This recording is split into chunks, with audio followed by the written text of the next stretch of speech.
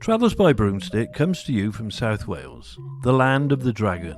Oh, and sheep. We got lots of sheep. Welcome to all you good people out there in podcast land. So, let's get the broomstick out the garage, and off we go. Today's journey takes us to the Royal College of Surgeons at Lincoln's Inn Fields, London, UK. After learning about Joan White, the fighting fairy woman of Bodmin, and what happened to her skeleton, we did some digging. Don't worry, not literally. As Joan's story led us to another skeleton, the skeleton of Charles Byrne, also known as the Irish Giant. As we explained in Joan's story, a gentleman named William Clift wanted to add Joan's skeleton to his collection. After a botched job of the anatomical preparation of her skeleton, with it not being up to a high standard of the Hunterian Museum, of which William was a curator, but unfortunately Joan's skeleton was not put on display at the museum, and instead was locked away in a cupboard in Bodmin Jail.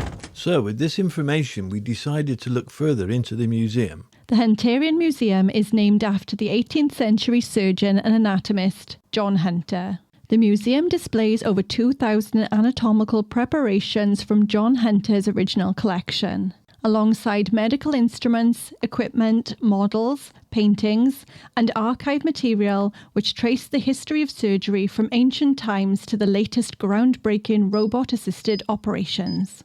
William Clift was born near Bodmin in Cornwall on the 14th of February 1775. Clift was the youngest of 7 children. His father wasn't able to buy a television, but needed to badly. Yeah, that is a lot of children. Obviously not much to do in the 1700s. Anyway, his father, Robert Clift, was a miller when he had time, and his mother, Joanna Clift, when she wasn't led on her back, was a seamstress. William Clift was a good student at school, and his natural drawing skills attracted the attention of Walter Raleigh Gilbert and his wife Nancy.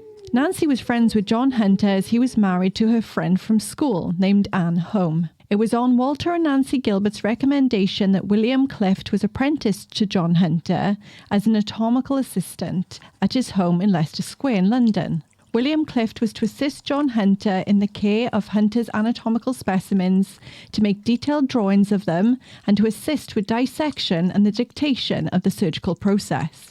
Following Hunter's death in 1793, his collection of specimens was looked after by William Clift. Clift only knew Hunter for 20 months, yet for the next 50 years he devoted his life to maintain Hunter's collection. In 1799, the government purchased Hunter's collection and asked the Company of Surgeons, which is now the Royal College of Surgeons of England, to look after the Hunterian collection. The Hunterian trustees made William Clift conservator of the new Hunterian Museum.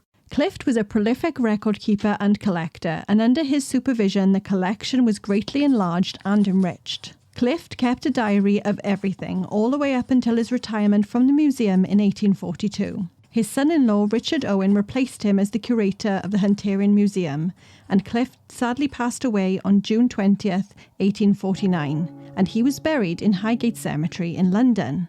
But this isn't William Clift's story. He is just the start of it. Our story is about a man named Charles Byrne. Byrne's family lived near the hamlet of Littlebridge, in the south of County Londonderry in Ulster, Northern Ireland. It is said that he was conceived on the top of a haystack, which resulted in his great height.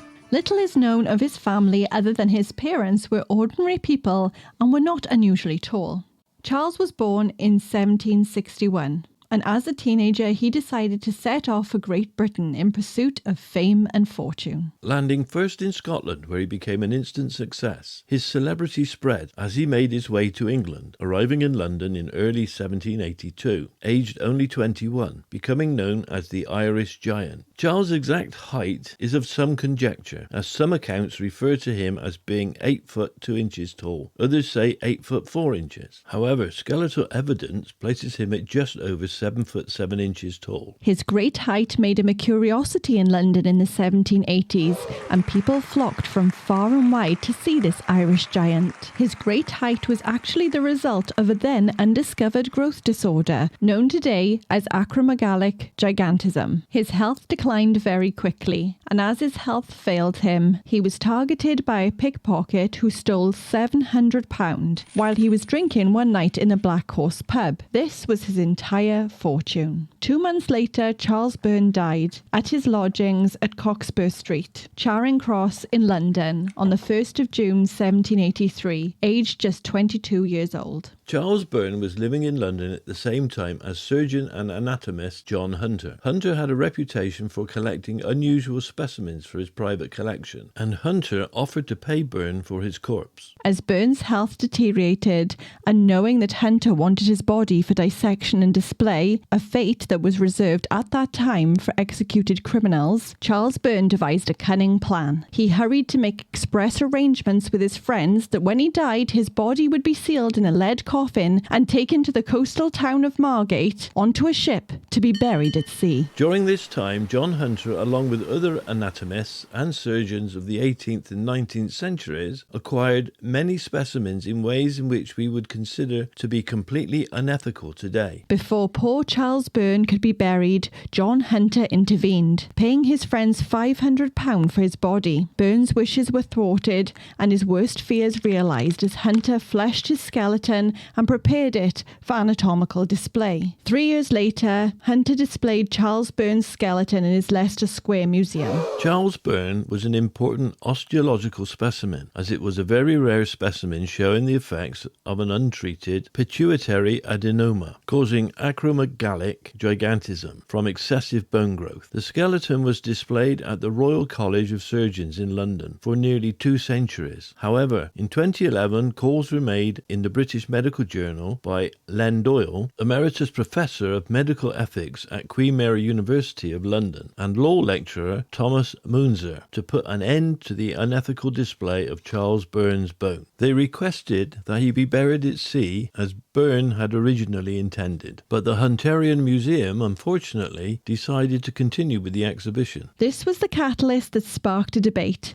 and over the next few years, many different people published reports and articles pleading for the removal and release of Charles Byrne's skeleton. In May 2021, Mary Loth, a physician and law researcher at King's College London, published an article entitled Charles Byrne, Last Victim of the Body Snatchers, The Legal Case for Burial, in the Medical Law Review. The article set out a proposed legal case for Byrne's burial, based on common law principles mainly drawn from corpse disposal law. It suggested that, were a person seeking to arrange Byrne's sea burial to challenge the Hunterian Museum in an English court for lawful possession of his remains, the court would grant them this possession. She argued in her 2022 PhD that English law has always prioritised the dignity of the human corpse as if recognising it as still, to some extent, a legal person, and would do so for Byrne if it were only asked. It wasn't until the 11th of January 2023 that the Hunterian Museum announced the official retirement of Charles Byrne's skeleton from public display. The museum instead displays an oil painting of John Hunter by the painter Sir Joshua Reynolds, completed in 1789. This portrait features the feet of Charles Byrne's skeleton hanging above Hunter in the upper right-hand corner. However, the skeleton will be retained as an integral part of the Hunterian collection and will be available for research. The anecdotal references to Charles Byrne's wishes are well documented. However, no actual written evidence exists. The trustees of the Hunterian collection recognise the sensitivities and the differing views that surround the display and retention of Charles Byrne's skeleton. The skeleton will be securely stored in the Royal College of Surgeons of England. Human remains have been held in the Royal College of Surgeons of England since the 1700s. They are used to support the study and the understanding of the human body. The remains are treated with care, respect and dignity, and guests to the museum are reminded to remain mindful